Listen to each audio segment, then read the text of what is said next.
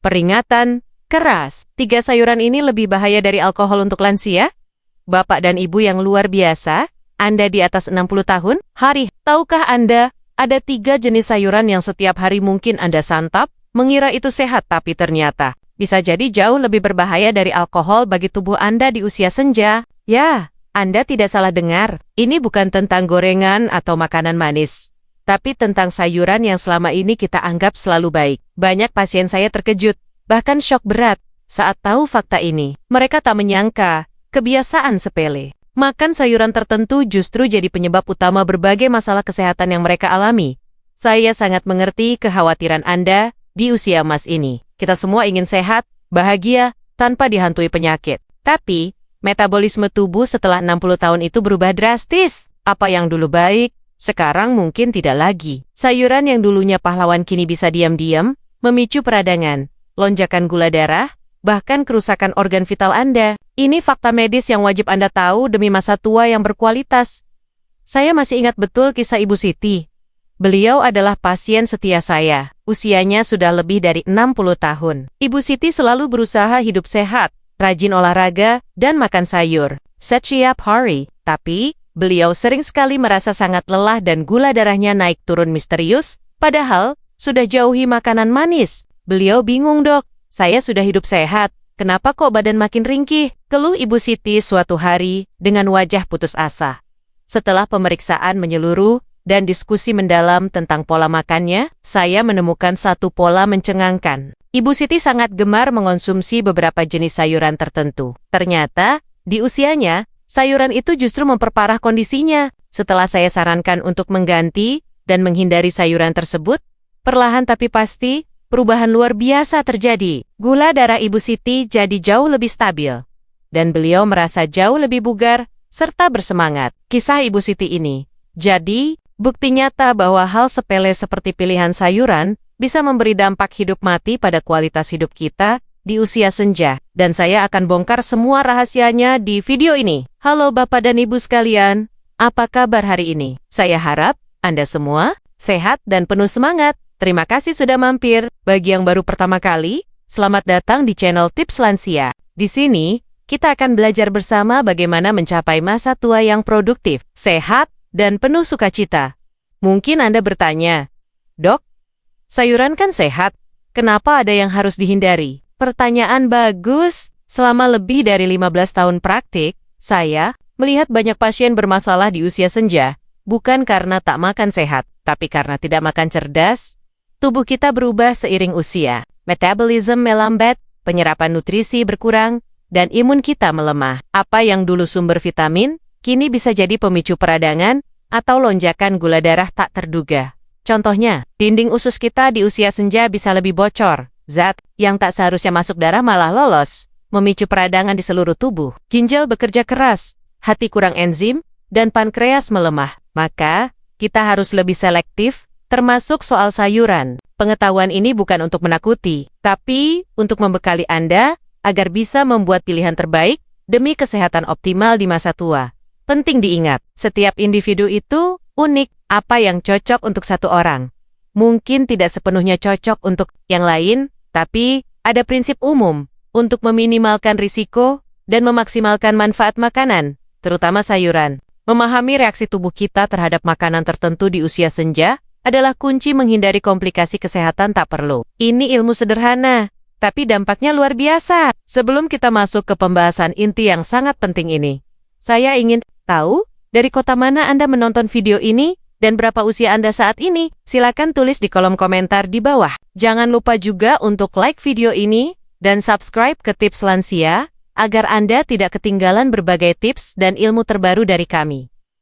Sekarang, mari kita bahas. Memasuki usia 60 tahun adalah babak baru yang penuh potensi, tapi juga menuntut kita lebih bijaksana, termasuk soal makanan. Tubuh kita, seperti mesin puluhan tahun, alami perubahan signifikan. Pembakaran energi melambat, pencernaan sensitif, kemampuan atasi peradangan dan gula darah melemah. Jadi, sayuran yang dulu sumber nutrisi tak terbatas, kini bisa berefek beda. Beberapa bahkan bisa memicu peradangan kronis, melonjakkan gula darah drastis, atau membebani organ vital. Bukan berarti berhenti makan sayuran, Justru sebaliknya, kita harus lebih cerdas memilihnya. Di antara banyak pilihan, ada 4 sayuran super yang sangat saya rekomendasikan untuk Anda konsumsi rutin di usia emas ini, karena manfaatnya luar biasa dan sesuai kebutuhan tubuh yang menua. Kubis merah adalah bintang yang sering terlewat. Sayuran ini kaya antosianin, pigmen alami yang juga antioksidan kuat. Apa pentingnya? Ia garda terdepan melawan peradangan kronis, akar dari berbagai penyakit, usia seperti Alzheimer, jantung, diabetes, hingga radang sendi. Peradangan kronis itu seperti api kecil yang terus membakar sel tubuh, dan antosianin di kubis merah adalah pemadam apinya. Untuk manfaat maksimal, konsumsi mentah, panas, apalagi memasak berlebihan, bisa merusak antosianin sensitif ini. Parut, tipis, tambahkan ke salad segar. Rahasia kecil, tambahkan sedikit cuka sari apel dan minyak zaitun. Cuka sari apel tak hanya enak, tapi tingkatkan penyerapan antioksidan hingga 60%. Kombinasi sempurna untuk tubuh muda dan bebas peradangan. Catatan penting jika hipotiroid tiroid kurang aktif. Masak kubis merah. Pemasakan kurangi senyawa yang bisa ganggu fungsi tiroid. Selalu dengarkan tubuh dan jika ragu, konsultasi dokter. Atau oli gizi brokoli adalah pahlawan sejati penstabil gula darah. Tantangan umum di usia senja. Kuncinya sulforafan, senyawa bioaktif yang terbukti tingkatkan sensitivitas insulin. Artinya, sulforafan bantu sel tubuh lebih responsif terhadap insulin, sehingga glukosa diserap efisien dan tidak menumpuk di darah. Ini krusial untuk cegah atau atasi diabetes tipe 2. Kesalahan fatal yang sering saya lihat. Masak brokoli terlalu matang sampai layu dan berubah warna. Memasak berlebihan akan hancurkan sebagian besar sulforafan berharga ini. Kunci manfaatnya, kukus sebentar, sekitar 3-4 menit, sampai warnanya hijau cerah dan teksturnya masih renyah. Ingin efek lebih dahsyat? Tambahkan sedikit bawang putih mentah cincang halus setelah brokoli matang. Senyawa alisin di bawang putih mentah punya kemampuan unik mengaktifkan dan mengawetkan sulforafan, sehingga manfaatnya bisa berlipat ganda. Bahkan, kecambah brokoli mentah mengandung sulforafan hingga 50 kali lebih banyak dari brokoli dewasa. Jangan lupakan batangnya, sering diabaikan, padahal kaya serat dan sulforafan. Jika Anda sering merasa tangan dan kaki dingin, mudah lupa, atau punya masalah darah tinggi, maka beet adalah sayuran ajaib untuk Anda. Beet mengandung nitrat alami konsentrasi tinggi. Di tubuh, nitrat ini diubah jadi oksida nitrat, molekul sinyal. Yang sangat penting, oksida nitrat relaksasi pembuluh darah, membuatnya melebar dan lebih elastis. Hasilnya, sirkulasi darah jadi lebih lancar, oksigen dan nutrisi lebih efisien ke seluruh tubuh, termasuk otak dan ekstremitas. Ini berarti otak Anda dapat suplai oksigen lebih baik, bantu tingkatkan daya ingat dan fungsi kognitif. Darah juga mengalir lebih baik ke tangan dan kaki. Kurangi rasa dingin.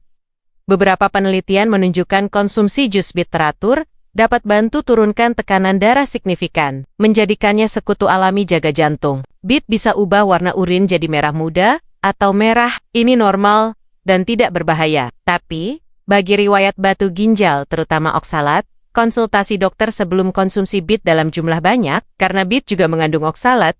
Bayam adalah permata hijau yang saya sebut multivitamin alami. Sayuran ini paket lengkap, nutrisi pelindung berbagai organ vital, mata, otak, tulang, dan pembuluh darah. Untuk mata, bayam kaya lutein dan zeaxanthin, 2 antioksidan kuat yang cegah degenerasi makula, penyebab utama kebutaan pada lansia. Untuk otak, bayam sumber folat, luar biasa. Folat sangat penting untuk sel otak, bantu fungsi kognitif dan lindungi dari risiko demensia. Konsumsi bayam teratur dapat bantu jaga ketajaman mental Anda seiring usia. 2 cara terbaik konsumsi bayam. Bayam mentah, smoothie, salad, nitrat, maximal, untuk sirkulasi darah dan folat optimal untuk otak. Bayam dimasak, zat besi dan karotenoid lebih mudah diserap. Tips tambahan. Saat menumis, tambahkan sedikit perasan jus lemon. Vitamin C di lemon tingkatkan penyerapan zat besi hingga 300%. Kombinasi sangat kuat cegah anemia dan tingkatkan energi. Sekarang, mari kita bicara tentang sayuran yang, meski sering dianggap sehat, bisa jadi berbahaya besar jika dikonsumsi berlebihan atau tidak tepat di usia Anda. Inilah 3 jenis sayuran yang saya peringatkan untuk Anda batasi atau hindari sepenuhnya setelah usia 60 tahun. Mungkin mengejutkan, Tapi jagung adalah salah satu sayuran yang perlu Anda waspadai di usia senja. Meski dianggap karbohidrat kompleks, jagung punya indeks glikemik sangat tinggi, bahkan lebih tinggi dari beberapa nasi putih. Artinya, saat Anda makan jagung, terutama banyak, gula darah Anda bisa lonjak drastis dan cepat. Lonjakan berulang ini akan beri tekanan berat pada pankreas, organ pembuat insulin. Pankreas yang terus bekerja keras bisa lelah. Dan seiring waktu, ini tingkatkan risiko resistensi insulin, dan akhirnya diabetes tipe kedua. Ingat, di atas 60 tahun, kemampuan tubuh atur gula darah tak lagi prima. Jadi, menambah beban dari makanan berindeks glikemik tinggi seperti jagung, hanya akan percepat masalah. Jika sangat ingin makan jagung, batasi porsinya. Saya rekomendasikan maksimal 1/3 cangkir jagung dalam sekali makan. Selalu padukan dengan protein dan lemak sehat ayam, atau alpukat untuk perlambat penyerapan gula. Dan yang terpenting, pilih jagung segar, bukan kalengan yang sering ditambahkan gula atau pengawet. Kentang, makanan pokok yang disukai banyak orang, juga perlu Anda perhatikan baik-baik. Kentang termasuk famili nightshade dan mengandung senyawa alami bernama glikoalkaloid, terutama solanin. Pada individu sensitif, terutama lansia saat pencernaan dan imun lebih rentan, glikoalkaloid ini dapat memicu respons peradangan. Peradangan dipicu kentang bisa perburuk gejala radang sendi, sebabkan nyeri sendi tak jelas, atau bahkan perparah kondisi autoimun. Banyak pasien saya laporkan perbaikan signifikan nyeri sendi mereka setelah kurangi atau hilangkan kentang dari diet. Jika tetap ingin makan kentang, ini cara minimalkan risiko. Buang semua bintik hijau atau tunas konsentrasi glikoalkaloid tertinggi. Selalu kupas kulitnya, sebagian besar solanin di kulit. Makan porsi kecil, tak lebih dari 1 kentang ukuran sedang per kali makan. Setelah dimasak, biarkan dingin dulu sebelum dimakan. Pendinginan bisa bentuk pati resisten, lebih sehat untuk usus dan bantu stabilkan gula darah. Mungkin, ini yang paling mengejutkan dari semuanya. Terong, sayuran yang sering di masakan Asia, ternyata mengandung konsentrasi glikoalkaloid tertinggi di antara sayuran nightshade umum. Senyawa ini, jika dikonsumsi individu sensitif di usia senja, tak hanya picu peradangan, tapi juga gejala neurologis seperti sakit kepala, gangguan pencernaan, bahkan nyeri otot misterius. Meski kaya serat dan nutrisi, potensi efek samping glikoalkaloidnya tak bisa diabaikan, terutama bagi Anda yang punya riwayat penyakit autoimun, radang sendi, atau sensitivitas pencernaan. Pengalaman klinis saya menunjukkan banyak pasien merasa perbaikan signifikan setelah menghilangkan terong dari diet mereka. Jika Anda benar-benar tak bisa lepas dari terong, ini langkah mitigasi. Meski saya tetap sarankan, batasi, selalu kupas kulitnya bersih-bersih. Metode Mediterania, taburi irisan terong dengan garam, dan biarkan sekitar 30 menit. Ini bantu mengeluarkan sebagian senyawa berbahaya dan kurangi rasa pahit. Bilas bersih dan keringkan. Pastikan terong dimasak dengan baik. Jangan pernah konsumsi terong mentah. Yang terpenting, perhatikan respon tubuh Anda. Jika ada gejala tak nyaman, itu sinyal untuk menghindarinya. Memilih sayuran bijak itu langkah awal krusial. Selain sayuran yang kita bahas tadi, ingatlah bahwa hidrasi cukup adalah fondasi kesehatan. Pastikan minum air putih memadai, sekitar 8 gelas per hari, atau sesuai kebutuhan tubuh dan kondisi kesehatan Anda. Air bantu lancarkan metabolisme, buang racun, dan jaga fungsi organ optimal. Selain itu, pertimbangkan suplemen probiotik berkualitas. Tinggi ke rutinitas harian Anda. Kesehatan usus, cerminan kesehatan tubuh keseluruhan. Probiotik bantu jaga keseimbangan mikrobioma usus, tingkatkan penyerapan nutrisi, perkuat imun, bahkan pengaruhi suasana hati. Jangan lupa juga rutin bergerak, jalan kaki ringan setiap hari, berkebun, atau senam lansia, dapat tingkatkan sirkulasi darah, jaga kekuatan otot dan tulang, serta tingkatkan mood. Bahkan 30 menit aktivitas fisik sedang setiap hari, sudah sangat bermanfaat. Bapak dan Ibu yang saya cintai, di usia emas ini, pengetahuan adalah kekuatan. Tubuh Anda aset paling berharga, dan Anda punya kendali penuh atas apa yang Anda masukkan. Kate, ingatlah, tidak semua sayuran sehat akan tetap bermanfaat bagi tubuh yang menua. Penting memahami bagaimana metabolisme Anda berubah setelah 60 tahun dan membuat pilihan makanan yang sesuai. Prioritaskan kubis merah, brokoli, beet, dan bayam sebagai pahlawan di piring Anda, karena mereka adalah pejuang peradangan, penstabil, gula darah, peningkat sirkulasi, dan pelindung lengkap tubuh Anda.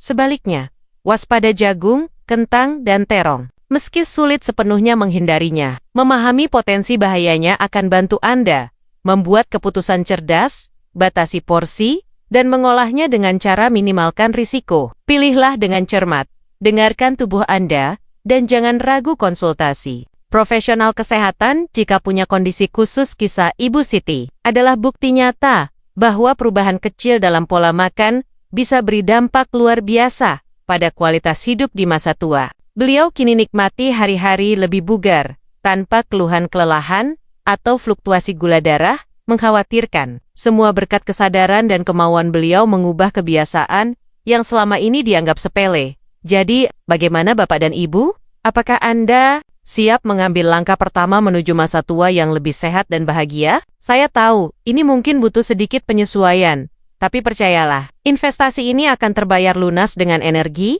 vitalitas, dan kualitas hidup yang jauh lebih baik. Mari kita hindari kebiasaan buruk yang tanpa sadar merusak tubuh kita, dan mulai berinvestasi pada kesehatan jangka panjang. Jika Anda merasa informasi ini bermanfaat, jangan ragu untuk bagikan kepada teman lansia Anda, keluarga, atau siapapun yang Anda sayangi. Dengan berbagi ilmu, kita bisa bersama-sama menciptakan komunitas tips lansia yang lebih sehat dan berdaya. Jangan lupa untuk like video ini dan subscribe ke channel Tips Lansia agar kita bisa terus belajar dan bertumbuh bersama. Terima kasih, dan sampai jumpa di video berikutnya.